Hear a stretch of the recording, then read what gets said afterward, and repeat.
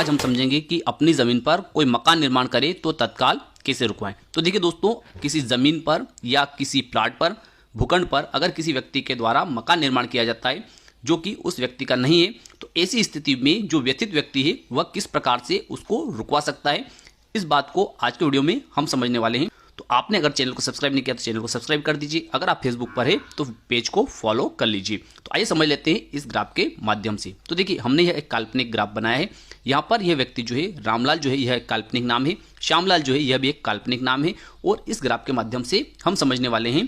कि किस प्रकार से किसी व्यक्ति के ज़मीन पर अगर किसी अन्य व्यक्ति के द्वारा कब्जा करने का प्रयास किया जाता है और मकान निर्माण किया जाता है तो उसे कोई भी व्यक्ति किस प्रकार से रुकवा सकता है। तो यहाँ पर ये दो व्यक्ति है, ये रामलाल है, इसकी ज़मीन का नंबर जो है वह 220 है, और यह श्यामलाल है, इसकी ज़मीन का नंबर जो है वह 221 है। दोनों पड़ोसी कृषक है या पड़ोसी लोग है। ठीक है, यहाँ पर यह उत्तर दिशा है, यहाँ पर यह दक्षिण दिशा है, यहाँ पर यह सिविल न्यायालय है, यहाँ पर यह एडवोकेट है। तो इस ग्राफ के माध्यम से इस प्रकार हम समझेंगे कि जैसे यह श्यामलाल जो है इसकी ज़मीन 221 है, इस श्यामलाल की ज़मीन पर इसको मकान निर्माण करने का अधिकार है, लेकिन इस रामलाल जो है इसकी ज़मीन पर इस श्यामलाल को मकान निर्माण करने का अधिकार नहीं है। लेकिन यह श्यामलाल क्या करता है कि यह इस ज़मीन पर मकान निर्माण करता है और मकान निर्माण करते करते यह यहाँ तक आ जाता है। ठीक है, इस प्रकार से इस रामलाल की ज़मीन जो है उस पर भी यह मकान निर्माण करना चाहता है। यहाँ पर यह गड्ढे खोद देता है, जिसके कारण यह रामलाल जो है यह परेशान हो जाता है और यह चाहता है कि इस रामलाल की ज़मीन पर यह श्यामलाल किसी प्रकार का कब्जा न करे और इस पर मकान निर्माण न करे। तो इसके लिए इस रामलाल को क्या करना चाहिए? ठीक है, तो देखिए रामलाल को क्या करना चाहिए कि रामलाल को अपनी जो ज़मीन है सर्वे नंबर 220 इसका नक्शा निकालना चाहिए, साथ ही साथ इस ज़मीन का भी नक्शा निकालना चाहिए, इसका खसरा निकालना चाहिए और इस ज़मीन का अर्थात श्यामलाल की ज़मीन का भी खसरा निकालना चाहिए। इसके बाद में इसे क्या करना चाहिए कि संपूर्ण दस्तावेज एकत्रित करते हुए इसे किसी एडवोकेट से संपर्क करना चाहिए। क्या करना चाहिए? किसी वकील से इसे मिलना चाहिए और बताना चाहिए कि मेरी जो ज़मीन है इस ज़मीन से पूर्व दिशा में है ना, यह पूर्व दिशा, क्योंकि यह उत्तर है यह दक्षिण है, तो यह स्वाभाविक है इधर पूर्व दिशा होगी और इधर पश्चिम दिशा होगी। तो इस रामलाल को एडवोकेट से मिलना चाहिए और जाकर कहना चाहिए कि मेरी जो ज़मीन है इस ज़मीन से पूर्व दिशा में इस श्यामलाल की ज़मीन है और ये श्यामलाल अपनी ज़मीन में मकान तो बना रहा है, साथ ही साथ यह मेरी ज़मीन में भी कुछ गड्ढे खोद दिए और यहाँ तक वह मकान बनाकर इस पर कब्जा करना चाहता है, तो इसे रोका जाए। तो इसके लिए एडवोकेट क्या करेंगे कि ये संपूर्ण दस्तावेज समझ लेने के बाद में और इनको देखने के बाद में सिविल न्यायालय में स्थायी निषेधाज्ञा के लिए दावा पेश करेंगे, अर्थात सूट पेश करेंगे। और उस दावे के साथ में एक आवेदन पत्र आदेश 39 नियम 1 और 2 सिविल प्रक्रिया संहिता का पेश करेंगे। आदेश 39 नियम 1 और 2 क्या होता है? तो देखिए, अगर कोई व्यक्ति किसी व्यक्ति से परेशान है और वह चाहता है कि उसकी ज़मीन पर कोई व्यक्ति कब्जा न करे, लेकिन दावा जो है उसका निराकरण होने में काफ़ी समय लग जाता है, तो उस अवधि के लिए जब तक उस दावे का निराकरण नहीं हो जाता है तब तक के लिए उस व्यक्ति को रोका जाए जो उस जमीन पर कब्जा करना चाहता है, तो उसको कहा जाता है अस्थायी निषेधाज्ञा। ठीक है, तो अस्थायी निषेधाज्ञा का जो आवेदन है वह उस दावे के साथ में पेश किया जाएगा। किसके विरुद्ध? इस श्यामलाल के विरुद्ध और इस रामलाल की ओर से। ठीक है, साथ ही साथ उस दावे के साथ में एक आवेदन पत्र और पेश किया जा सकता है जो कि आदेश 39 नियम 3 सिविल प्रक्रिया संहिता, जो कि तत्काल काम रुकवाने के लिए होता है, अर्थात तत्काल सहायता प्राप्त करने के लिए होता है। उस आवेदन पत्र में यह होता है कि जब रामलाल जो है इस श्यामलाल के विरुद्ध कोई दावा पेश करता है और उस दावे के साथ में जब आदेश 39 नियम 3 सिविल प्रक्रिया संहिता का आवेदन पेश किया जाता है, तो जब इस प्रकार का दावा और आवेदन पत्र सिविल न्यायालय अर्थात दीवानी न्यायालय के समक्ष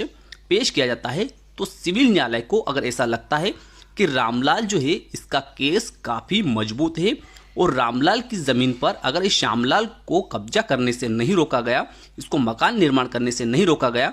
तो यह श्यामलाल जो है इस रामलाल की ज़मीन पर अवैध कब्जा कर लेगा और उसको तुड़वाने में फिर इस रामलाल को काफ़ी परेशानियां होगी और कोर्ट में भी काफ़ी कार्रवाइयाँ करनी होगी, जिसके कारण कि अगर इस श्यामलाल को अभी रोक दिया जाए और जब तक कि यह निर्णय नहीं हो जाता कि यह श्यामलाल जो है यह रामलाल की ज़मीन पर कब्जा नहीं कर रहा है, तब तक के लिए काम रुकवा दिया जाए। ठीक है, तो इस प्रकार का एक पक्षी आदेश जो होता है, अर्थात इस श्यामलाल को सुने बगैर इस सिविल न्यायालय के द्वारा आदेश पारित कर दिया जाता है। तो देखिए आदेश 39 नियम 3 क्या होता है उसको भी हम थोड़ा सा समझ लेते हैं। तो देखिए आदेश 39 नियम 3 यह होता है कि जब कोई व्यक्ति सिविल न्यायालय में कोई आवेदन या दावा पेश करता है, लेकिन उस दावे और आवेदन के निराकरण में काफ़ी समय लग सकता है या इस श्यामलाल को सूचना पत्र भेजने में भी समय लग सकता है,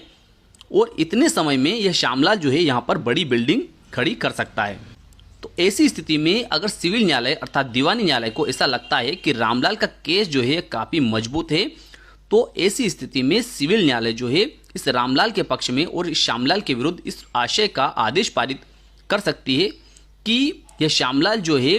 जब तक कोई नया आदेश नहीं हो जाता कोर्ट के द्वारा, तब तक यह श्यामलाल इस जमीन पर यहाँ पर किसी प्रकार का कोई निर्माण कार्य नहीं करेगा। ठीक है, जब इस प्रकार का सिविल न्यायालय के द्वारा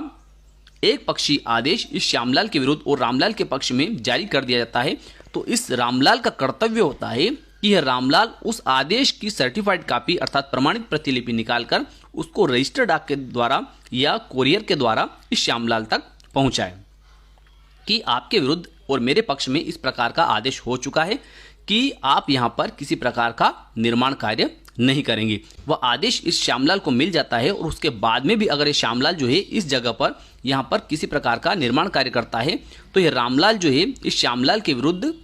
कंटेम्प्ट की कार्रवाई अर्थात न्यायालय के आदेश की अवमानना की कार्रवाई कर सकता है। जब वह आदेश इस श्यामलाल को मिल जाता है, तो उस आदेश के मिलने के बाद में यह श्यामलाल जो है यह सिविल न्यायालय अर्थात दीवानी न्यायालय के समक्ष उपस्थित हो सकता है और अपना पक्ष रख सकता है। अगर यह श्यामलाल जो है यह सिविल न्यायालय अर्थात दीवानी न्यायालय को इस प्रकार से संतुष्ट कर देता है कि इस श्यामलाल के द्वारा जो निर्माण किया जा रहा है वह इस जगह पर नहीं करते हुए केवल इसके द्वारा इस जमीन पर ही किया जा रहा है, तो ऐसी स्थिति में जो एक पक्षी आदेश इस रामलाल के पक्ष में और श्यामलाल के विरुद्ध हुआ था, तो उस आदेश को सिविल न्यायालय अर्थात दीवानी न्यायालय के द्वारा समाप्त कर दिया जाएगा और उसके बाद में यह श्यामलाल जो है यह अपनी ज़मीन पर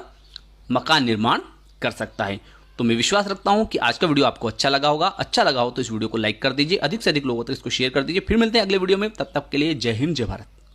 और अधिक जानकारी के लिए डिजिटल लीगल हेल्प सेंटर को आप फेसबुक और यूट्यूब पर फॉलो कर कानून से जुड़ी जानकारी और समस्या का समाधान परामर्श ले सकते हैं और कॉल टू एक्शन के लिए दिए गए नंबर पर व्हाट्सएप और ईमेल आईडी पर अपॉइंटमेंट निर्धारित शुल्क जमा कर प्राप्त कर सकते हैं।